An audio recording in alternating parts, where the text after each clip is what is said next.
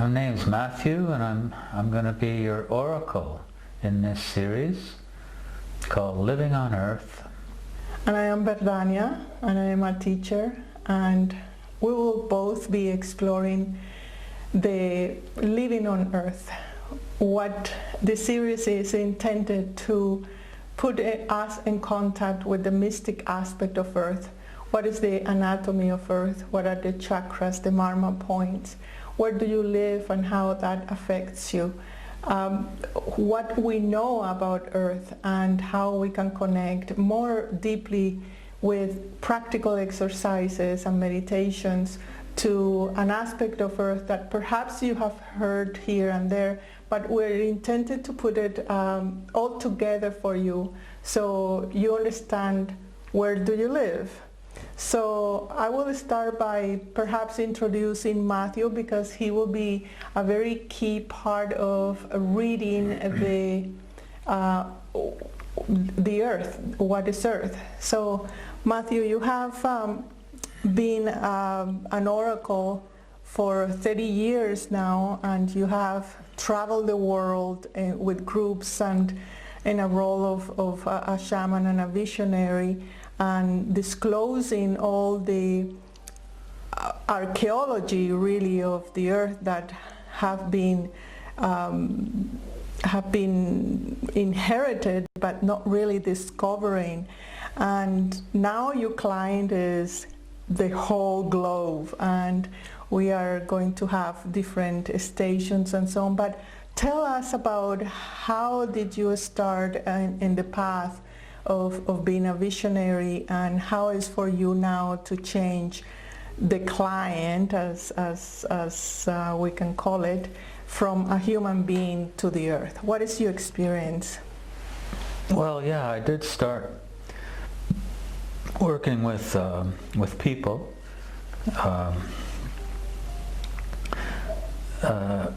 using what I call the archetypal mind. Nothing to do with psychology.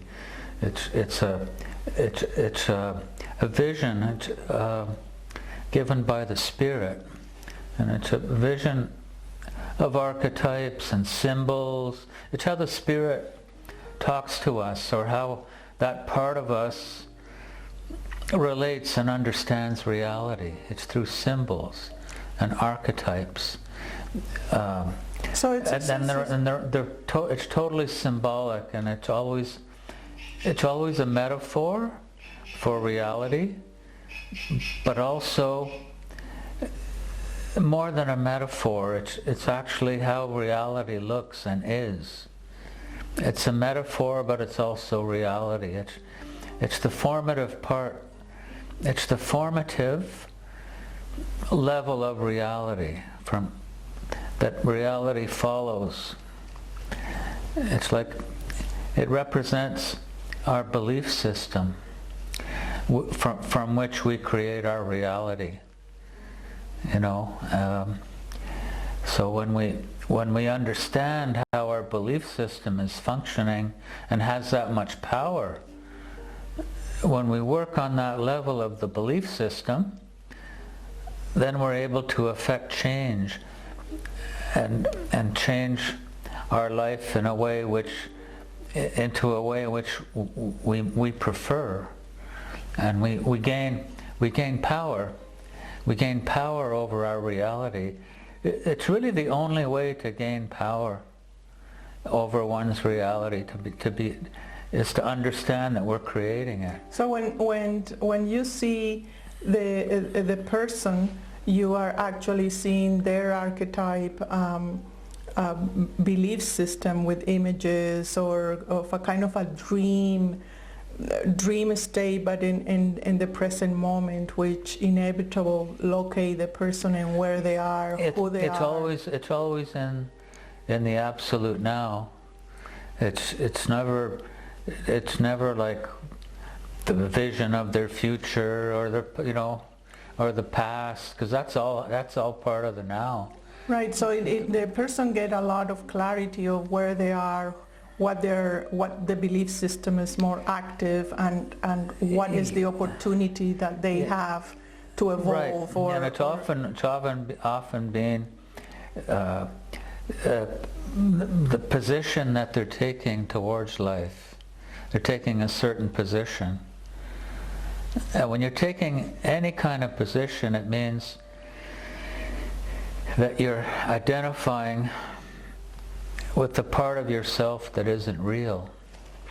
That part that you think is you is offended, just for example, so you're taking a position. You know, when you come to a point of self-realization and there's no one, that limited self, there's no one to be offended anymore, you don't take a position.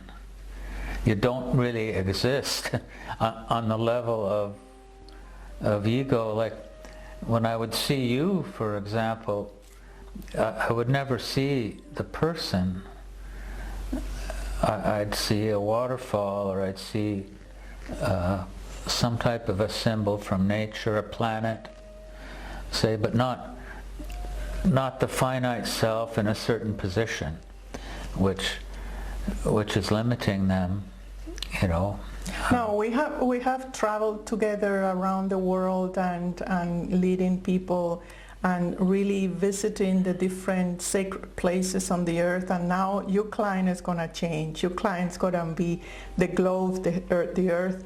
And through our pilgrimage, we have seen that same archetype reading, but with the people who have lived there, what have imprint in the planet, in the land. And right now we are going to have those readings in a more global way, where we say the anatomy of the earth and see what are the chakras, what are the marmas, and what really is happening there. So for us, we start seeing that the earth as an entity, yes, is not elongated like us, is a sphere. Actually, we are in a sphere. We are just in the elongated form because of the sense of gravity. And the idea is that with your reading, with your help, we can tune in with what is going on the person that is the earth, and knowing her more of what is her identity, what is her archetypes, movements. And you're also very knowledgeable and visionary about the history, the different epochs of Earth and the different types of civilizations that have come into the planet, the different extraterrestrials that have deposited on us certain information. And you're also very, very knowledgeable about how that is affecting us right now, politically and socioeconomic, and how the human really is being impacted by the real history of Earth, what she has in her core. And talking about core, you are also, Matthew, have an incredible ability to go under the earth, and your experience is really fascinating on that. Can you share with us when we go down, what you have found and what you often refer as the universe within? Yeah, well, I have been journeyed countless times under the earth, with beings as guides. There's like dragons that live under the earth. There's passages. There's whole worlds like our own under the earth. Physical beings, physical worlds, and it's not a lot different. There's a sense of there being a sky. There's rivers and lakes, and there's many beings which have inhabited the surface of the earth, have had to go down in order to survive, and they're still there. In the Celtic mythology, the fairies and the little people, they were once on the earth, and they were forced to go under the earth. It looks like, because the earth, every so often there's cataclysms. There's ice ages come, there's floods. The recent flood, like 12,000 years ago, wiped out pretty much all of civilization.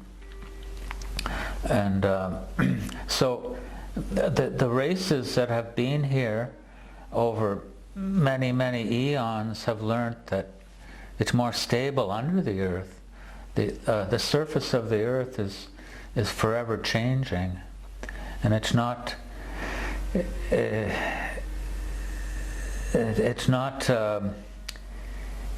as safe. But on the earth, on the surface of the earth, we have a potential for change. Although it's more volatile, changeable, we have the potential for growth that the races under the earth don't. Although they may seem more progressed technologically, they have attained that, and then they brought it under the ground. But they don't have that same potential for accelerated growth like we do right now. Earth. So there's that. There's worlds under the earth on a physical level, and there's also spirits that live under the earth. There's energies there that have been deposited, like experiments that have gone wrong, and just so many times we have journeyed and freed energies that have been deposited under the earth, in the underworld. But at the very core of the earth, there's a galaxy. And as when we travel spiritually to what we call sky, or what we call different planets, we're actually going in the portal of Earth. We use Earth as a portal to travel outside of the planet, because by going directly out is not safe right now.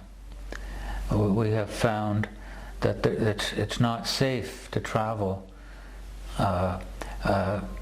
spiritually by going actually up. It's always by going down. By what I mean by not safe, that's a topic for another. But we will explore that later on. But what is interesting is that we know so little about the earth. We are connecting only with our internet or communication or social, but really when we are in this passage, when we say, okay, we need to connect to earth and to be part of it and to make contributions and to understand what that is going on. Is the changes that is going on natural, or is all our fault?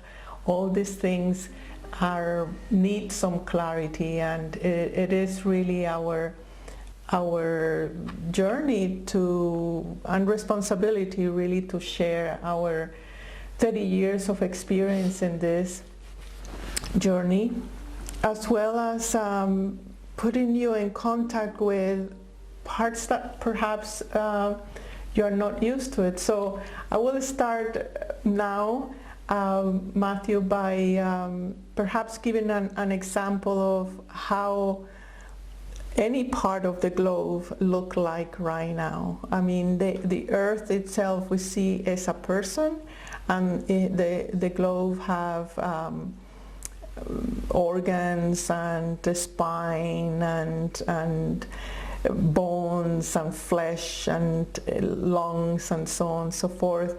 So if you choose, just as an example, just for you guys to have a little bit of understanding of what we're going through and what we are intending to communicate to you, is we're gonna make a little reading.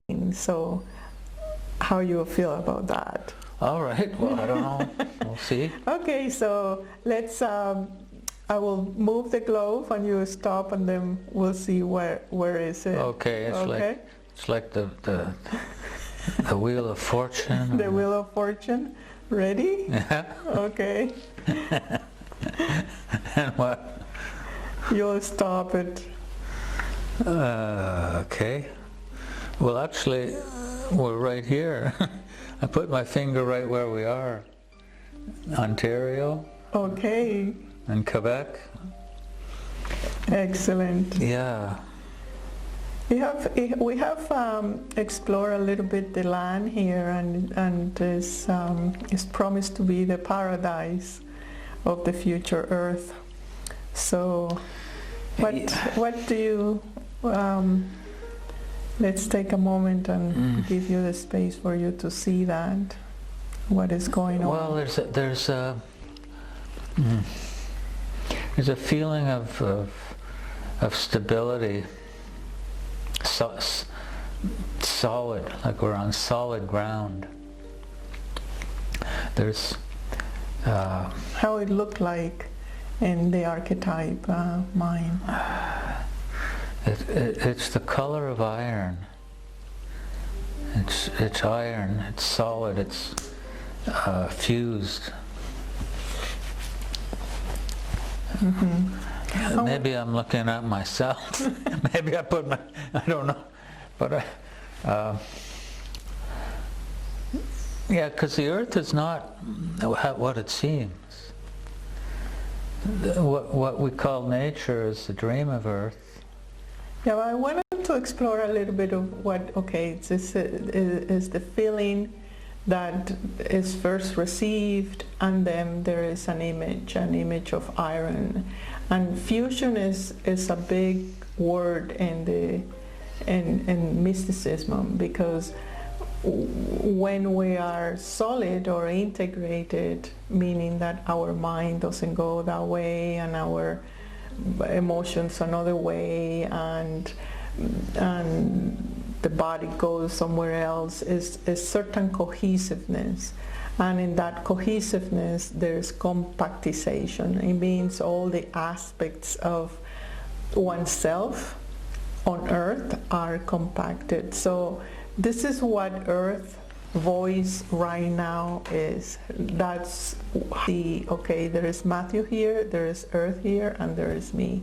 And earth voice is saying, I am stable. I am, at least in this part, I am stable. I am solid. I am integrated. And I guess that's our point of beginning, is to see that we cannot see earth as a fragile thing. And she may have many facets in her civilizations and evolution herself. However, within her is something very stable. And the other day, actually, we were talking about how she travels in space. She rotates in herself, and she makes us. When we think of that, that was that journey in the Council of Earth. Remember that? Yes. Where she's holding us. Yeah. Really close. Because she is rotating at 24,000 miles an hour, rotating around the sun at I don't know how many miles an hour. The galaxy is rotating. The universe is rotating. We're going in the spiral. It's like we're never in the same position more than a fraction of a Planck second, you know? We're constantly hurling through space. And so that's her primary function. She holds us here and now. And if we are here and now, we are held by Earth. She holds us close, like that magnet, that iron, you know, the magnet. She's holding us. Yeah, so that's perhaps the first attribute of Earth that will put you in contact with. So let's do our practicum now.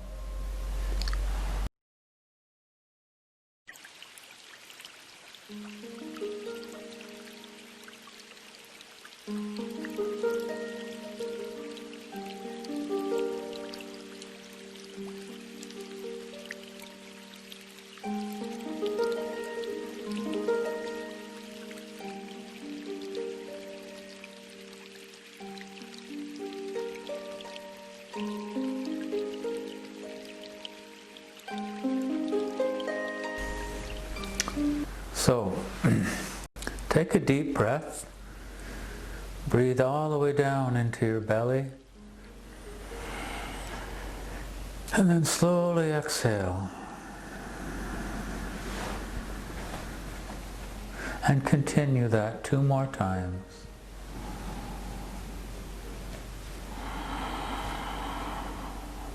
And exhale. 1 more time. Long, deep, relaxing breath. Feeling yourself being embodied.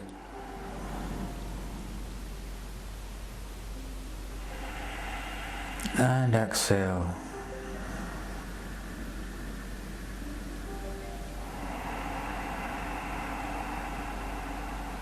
Imagine now you're floating.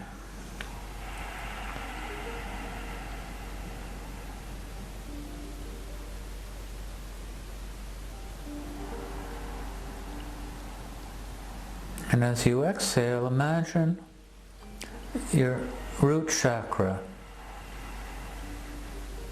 opening like a magnet.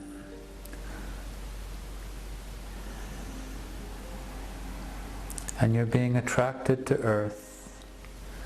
You're being grounded on Earth. Just like a magnet that's seated. And you're connecting with Earth through that contact.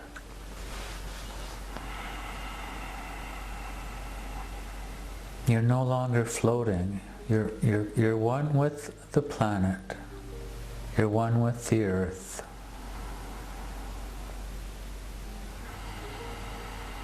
And you sense her power. She's cool, she's solid, she's strength.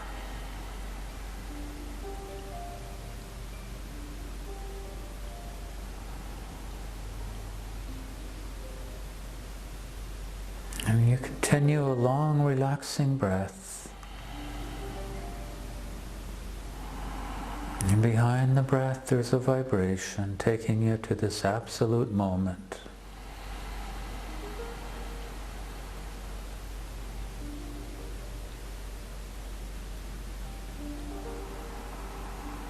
And from this place of connection to Earth,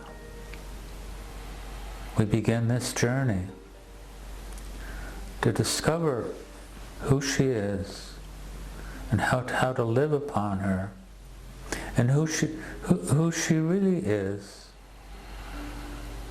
in ways that we've perhaps never thought of or experienced.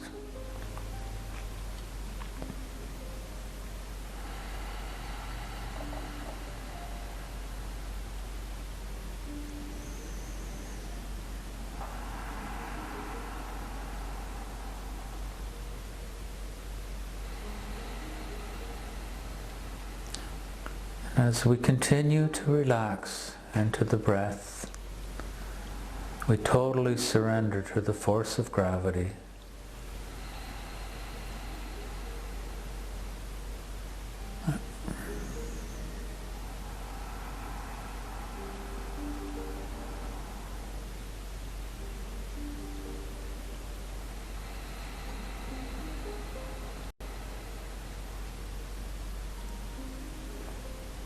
And as we surrender to the force of gravity, we realize how much effort we've been making to resist, to fight. Our whole life has been effort to fight.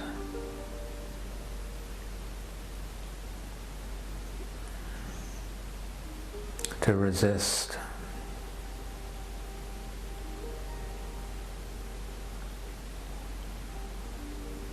And when we no longer resist,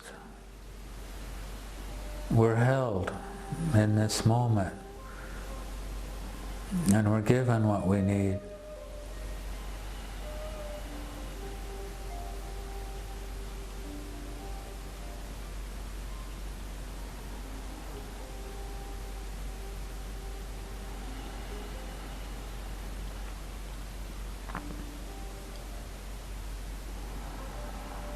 So when you're ready, open your eyes. Feel yourself back in this present, whole and complete.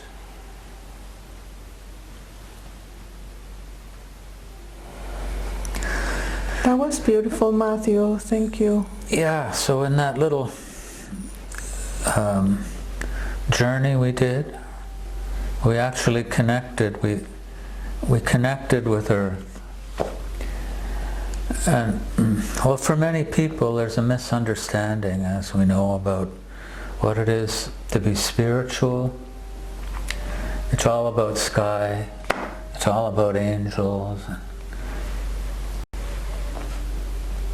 But really, you need a connection to Earth. You need to be grounded before you have power, any kind of power, be it the power of love, the power of... You need to have a connection to Earth. And I want to clarify a little bit about the non-separation between our body and Earth, because we see the trees, we see the birds, we see the rivers and the oceans, and we say that's Earth. But we exclude ourselves from the equation. We don't see that our body have mud, water, fire, and air, veins like rivers. Veins, and we are actually a mimic of Earth. We're the walking Earth that thinks, meaning that us is the part of Earth that have the consciousness, that is self-aware, and that through our belief systems that match where we're born, the emanation of the Earth from where we're born, is very much a lot of what you think and what you like and what you like to eat and how you would like to dress and where you want to locate yourself in the planet. But when we think of the connection not towards me and something up there, that we need to think about the connection that is me within the parts of my elements that have a memory, that have an intelligence, that have a desire, that have life, that it wants something, and that is in perfect alignment with why I am here, with the essence, call. So the connection is not only in each of our chakras, but is in the whole body. I am Earth. I live on Earth. It looks like I am walking in something that is different than me, but it really is me. And in the moment we make that connection, we start having that solidity, that anything that I do to myself, anything that I put in my mouth, anything that I breathe, think, is Earth doing it through me, and I'm conscious of it. And that then the love and the sense of responsibility of your choices and how you navigate on earth is a little bit more empowered, because when we think of earth as something different than us, we will never get the connection. Oh yeah, earth, like some religions think of God as being out there. That's right. Which is a myth, you know. God is within. Earth is within. In that same sense. Yeah. So and it's in a way to have the paradoxic thinking that yes, we see it outside and it plays a role as an outside, but from the outside mystic is a reflection of what we hold. Just like I explained about the belief system. The outside is a reflection of what we believe. Yeah, so it's just more like, what is it you believe about Earth in terms of solidity?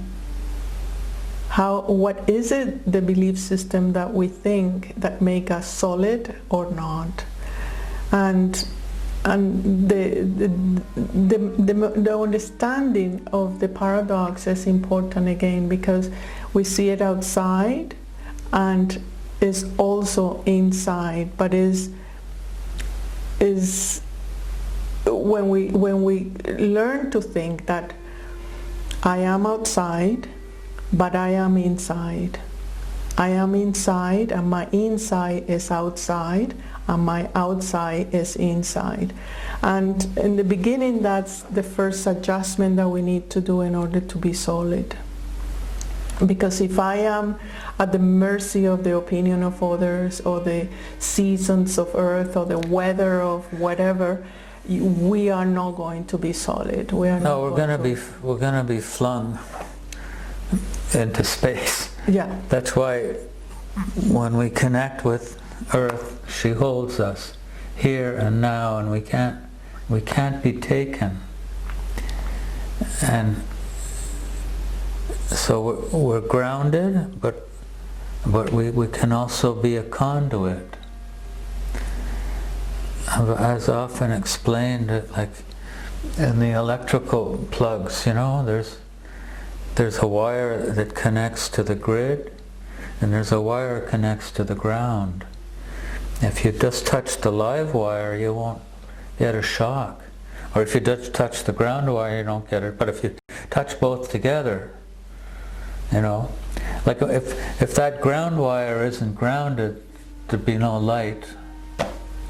That's why ground is so important.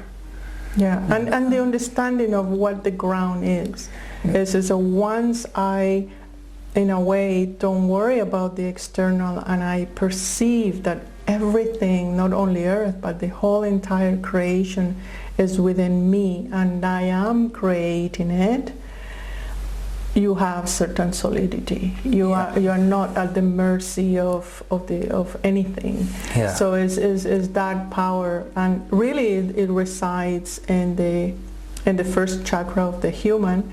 And as you see it today, or we see it today, it looks like this area has this attribute, the solidity, and we can see as how the people around here, they like tradition, they are very stable, they like to work. The country itself is stable.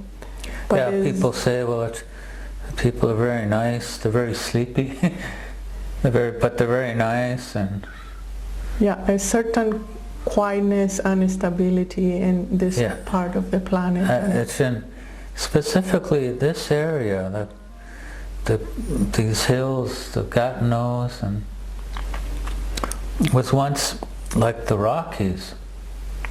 The Rockies started, you know, and then with the way the land shifts, they ended up over here. It's like we were once like the Rockies here, you know. Yes, and, yes. So anyway, so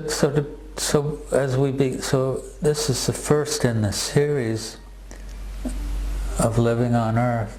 So the first thing we have to understand is be grounded. That's before we can do anything else, we have to be grounded. If somebody's not grounded, then they can't manifest. And to have the clarity that grounding and solidity is only possible when you see yourself as the source of everything, that everything is within you, and that the opinion of others or the outside is the reflection of your belief systems that you are putting out there to evolve and to learn. But in principle, the earth is within you. It's in the elements, and it's actually the base of Ayurveda. It's in the elements, it's in the air, it's in the all the earth is breathing, pulsating through you, and is by that acknowledgement that earth is me, you will feel grounded. There's no earth outside of you. Very good. We thank you again for being with us, and keep tuning for our next session on Living on Earth.